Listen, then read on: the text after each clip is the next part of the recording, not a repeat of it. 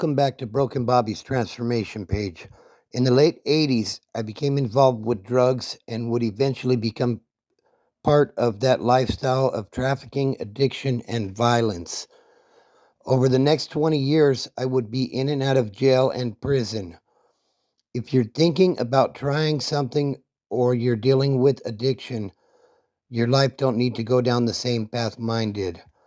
I hurt a lot of people, both physically and emotionally. These are my stories of how I transformed my life, and you can too. Let's get into today's story. All right, guys, welcome back to the channel. As you can see by the title and the thumbnail, this is the Bloods versus the Surenos Glen Helen Rehabilitation Center. This is a San Bernardino County jail facility located on the north end of San Bernardino in Devore. And if you're new to the channel, be sure to subscribe, hit that like button, drop a comment, let me know what you think. If you did time at Glen Helen, let me know about it. I want to hear. Also share the video. It helps to get the message out, and hit that notification bell so that anytime I go live or I drop a new video, you will be informed. Okay, so this is 1992, just coming into summer, long time ago, 33 years ago. So some of my details may be a little bit fuzzy. If they are, forgive me. Drop a comment and let me know. But let me give you a little rundown kind of what Glen Helen was like. Now, as I remember it, it was almost like a small prison. Okay, so you come in, it's like a R&R type of situation. You come from West Valley, CDC, wherever you may be, High Desert Detention Facility, whichever jail in the Inland Empire you come from. At this time, it was people that were sentenced were being sent there to fulfill the sentence, I guess you would say. So you come in, and like I said, this is 1992. At this time, you come in, there's like a track, it's like a yard outside, and then you got buildings on either side. And in the buildings, there's barracks, like picture like army barracks. And I believe they were triple bunks running down, and there were somewhere between 4 and 8 barracks on each side. Like I said, this is a long time ago, so some of the details are a little bit hazy. But then you had a mini yard outside that they like to lock in the morning. They'd bring your building out while the porters were cleaning up and stuff, and they'd put you in this little fenced-off concrete mini yard. And man, it was cold as hell out there in the morning.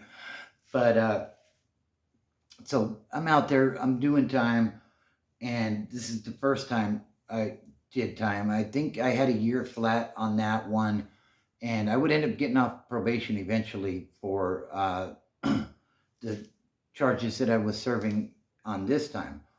But now the barracks in the building to the left as you were coming in was sentenced inmates that were just doing their time straight. The buildings on the right were, they were parallel universes, if you will, but the buildings on the right were weekenders. So if, you say you got sentenced to 60 days or whatever, and you opted to do the weekend program, if, your credibility was good enough, I guess you would say. And I hear now a lot of people just get put on weekends for whatever. But you would come and do 2 days a week. Like a lot of people would show up on Friday evening and leave Sunday evening. And eventually you would, fulfill your time. Now, anybody that's ever done time knows that anytime you have movement in and out of the gates, that's a good source for bringing in contraband, right? So, that was the source for getting whatever it was that you wanted in there, tobacco, marijuana, harder stuff, whatever it may be. There weren't any cell phones at that time. So, there weren't any contraband cell phones on the yard or anything.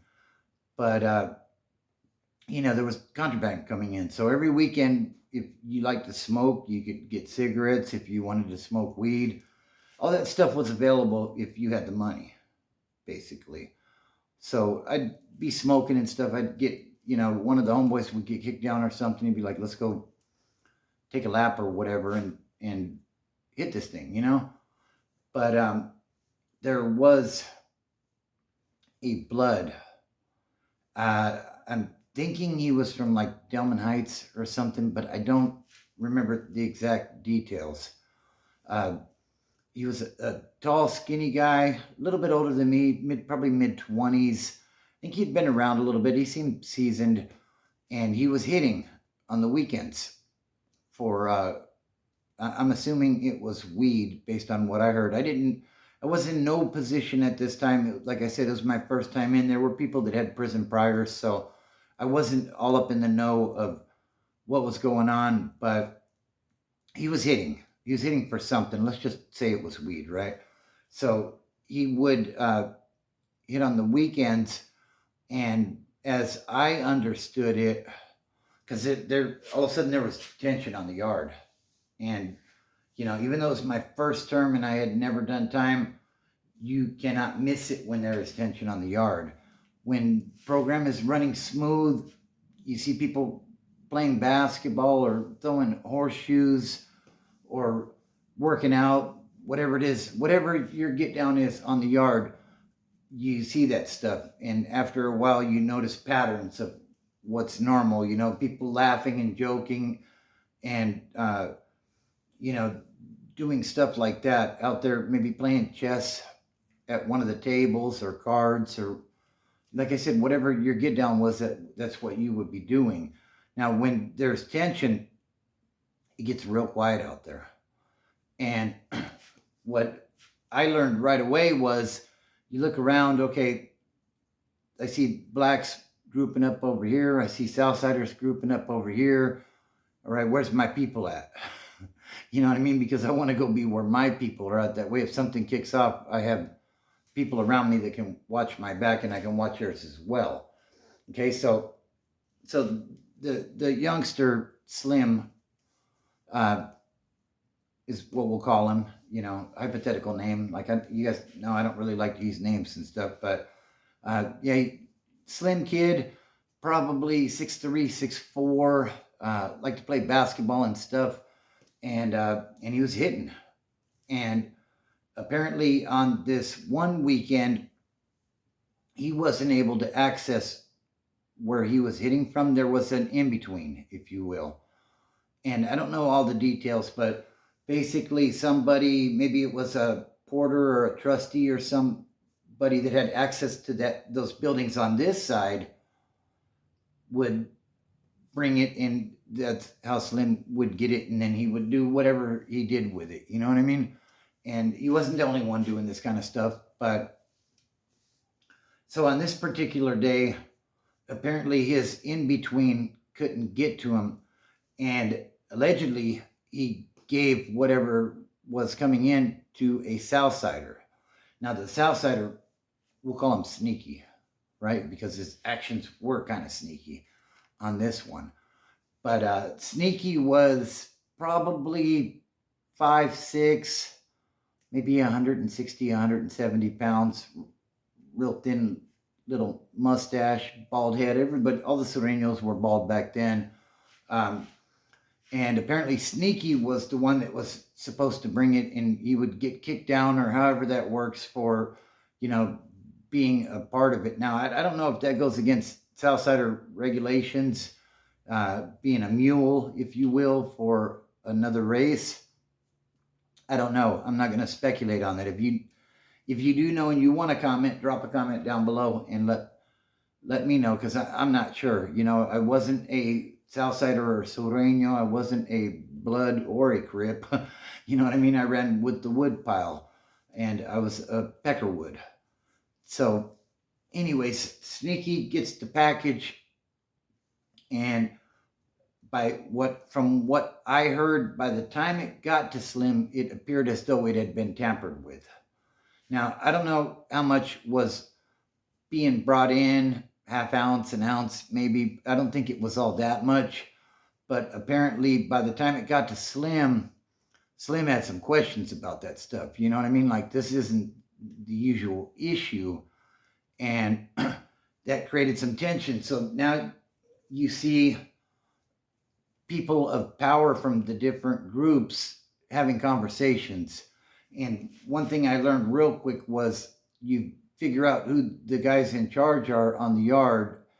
And if you see them talking to other races, then that means there could potentially be an issue. And in this case, there definitely was. So, as I gathered it, uh, the rep for the blacks, or the Bloods in this case, uh, got with the Southsider rep, and there were some conversations back and forth. Southsider rep said, "No, the homie didn't touch it. You know what I mean? You need to break him off his issue because he did what he was supposed to do. We don't know if the person bringing it in didn't bring a full load or whatever the situation may be, right? So the Southsiders were pushing the issue that the homie Sneaky needs to be broken off, and the Bloods are pressing the issue that that shit was tampered with, and Sneaky didn't have anything coming. So now this is a problem because when it becomes a racial issue like this, even though the Bloods and the Crips don't necessarily function together, or they didn't at that time, don't know what's going on nowadays. Uh, you can drop a comment if you want. It's kind of irrelevant to this story, but whenever there's a racial issue, like if the whites and the blacks get into it, whether, say, I take off on a Crip, right? Then all the Woods are going to rush, and all the blacks, Bloods, and Crips are going to rush. Kumis, whoever's on that yard, right? This is the IE, though, so there were Bloods and Crips out there. Might have been a couple of Muslim dudes, too. But basically, it becomes a black issue. It's not just a blood issue anymore because, the Surenos are a unified unit, and they're ready to move. So it gets real tense, right? Some of the guys that are in the know are coming around. They're like, "Hey, check this out, homeboy. There may be there may be some shit cracking off. So make sure you're staying out of the way. Basically, this is not our issue. There are times when maybe the woodpile may move with the Southsiders or vice versa, but there's definitely times where I'd say the majority of the time we don't move together. So on this one, they said, yeah, we're going to stay out of the way. Just be aware of what's going on. Pay attention to your surroundings. Stay on your toes, because chances are it's going to crack. So, we come back out for like afternoon yard or whatever it is after lunch, and we're out there. There's probably, there's a good group of blacks as far as numbers. Southsiders had more. I'm not real good at estimating, but probably it wasn't like 2-1, but like maybe, I don't know, 40 on 25 or something along those lines. Like I said, it's been a long time. I don't remember exact specifics, but they're grouped up, all the wood piles out of the way. We're doing our best to stay out of the way, and boom, it kicks off. And, this is the first time I had seen a riot in a lockup facility. And it was, it got a little ugly, on this particular day, the blacks didn't fare so well. Now, guards come in, they get everything quelled, if you will, and they put everybody on lockdown. Now, something to keep in mind, these barracks, this is dorm living. Okay, it's not like they can put you in a cell and close the door and, okay, you're locked down, I can't get to you, type of thing. Triple bunks, I don't know, maybe 10 to 20 bunks on each side. So, even, they lock each particular barrack down, but now it's cracking off in the barracks, the barrack style housing. So guards are running around like chickens with their heads cut off, trying to get the situation quelled, because a lot of times what happens when things do crack off between groups, if one group feels like they got the short end of the stick, if you will, they're going to want their get backs next chance. And what happens is the major agitators will get removed when they get everything quelled. Then they put everybody back in there and they wait to see what's going to happen. We're on lockdown, on bunk status, right? Okay, yeah, that's not going to stop me from doing what I need to do, is the mentality, you know what I mean? So ultimately what they did was they had like blacks in certain dorms, Southsiders in other dorms, and they did it like that. And I remember it was a Sunday afternoon. It's amazing I remember this much detail, but I'm walking down the barrack towards the main day room, and there was like a machine where you could get your little ice soda, and there was a big screen up on the wall, and there's tables and stuff. And they had opened up day room. They were ready to give it a run and see if everybody could play nice. And yeah, it didn't. So I'm coming out a little bit late. We're still told to be on guard, and remember, this is not our issue, so stay out of the way. So I'm coming down. In Living Color's coming on the TV. For those of you that remember In Living Color, Jim Carrey and the Wayans and all that, fantastic show from the 90s. In Living Color's coming on, so I'm heading down. I want to go see In Living Color, and I get right to the end of the barracks where I'm going to come into the day room, and boom, it kicks off again. And like it was just one of those situations where I made it to the end of that barracks, took a quick look around to make sure none of my homeboys weren't caught up in the middle of anything. They weren't. I made a U-turn and started walking back.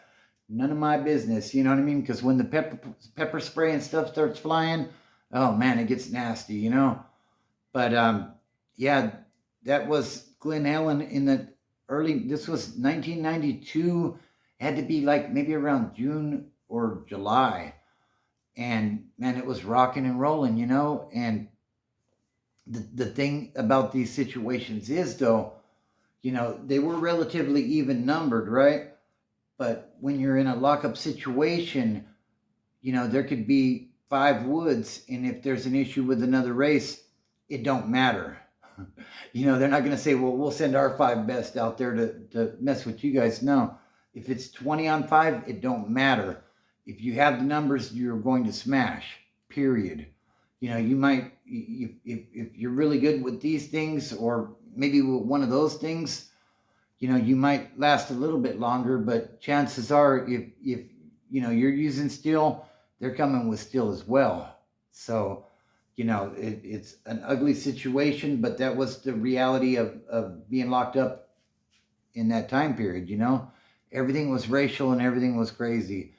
And it would get boring, and then something would crack off, and then we'd be locked down and stuff. So just a quick story from Glen Helen in the early 90s. I hope you guys enjoy that. Here's the thing, guys. If we don't give in to our vices, drugs and alcohol, and we get sober, then chances are we're not going to have to worry about being in those types of situations. It was really unfortunate. It was hot as hell in there, and I'm sure that didn't help with the tempers and the attitudes and all that other stuff.